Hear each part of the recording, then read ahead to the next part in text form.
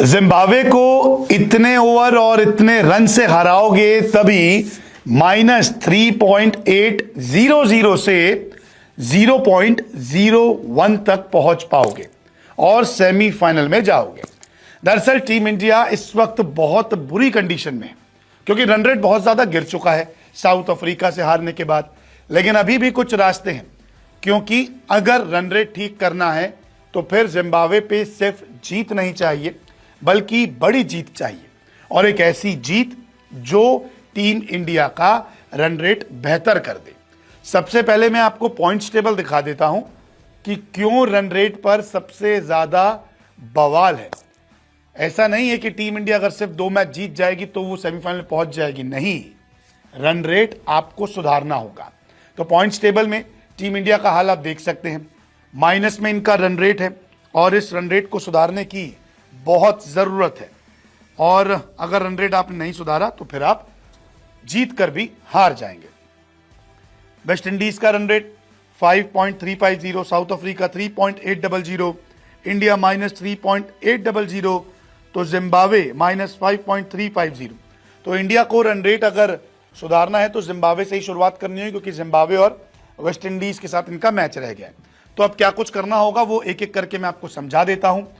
तो पहला समीकरण यह है कि सिर्फ जीतना नहीं है, आप अगर पहले बैटिंग कर रहे हैं तो 77 रन की आपको जीत चाहिए। यानी कि अगर आपने 200 रन बनाए हैं तो 122 तक आप आउट कर दीजिए, 123 तक आउट कर दीजिए, लेकिन अगर 125 तक आउट करते हैं तो मामला बिगड़ जाएगा। आपको 77 रनों की जीत जरूरी है। 77 रनों से कम पर टीम इंडिया लगभग बाहर हो जाएगी। तो फिर आप जीत जाइए, फिर जो सिनेरियो अगला बनेगा वो नामुमकिन सा बनेगा। इसलिए आपको 77 रन्स आपके जहन में होने चाहिए। 77 रनों से जीत के बाद ही 0.01 रन रेट होगा। इन शॉर्ट, साधारण भाषा में आपको समझा दूं, आपको अब दिमाग में एक चीज बिठा लेनी होगी कि जिम्बाब्वे के साथ जब मैदान पर उतरेंगे तो हमें 77 रन किसी भी तरह बचाने हैं अगर हम पहले बैटिंग करते हैं तो। ये था पहली बैटिंग का। लेकिन अगर जब दूसरी बैटिंग करेंगे तो क्या होगा, यानी कि अगर हम रन चेस करेंगे तो हमें कितने ओवर में टारगेट को हासिल करना होगा, यह भी एक बहुत बड़ा टास्क है। दरअसल दूसरी बैटिंग पर अगर आप 100 के ऊपर टारगेट चेस कर रहे हैं तो 101 के करीब अगर टारगेट है तो 7.1 ओवर में चेस कीजिए।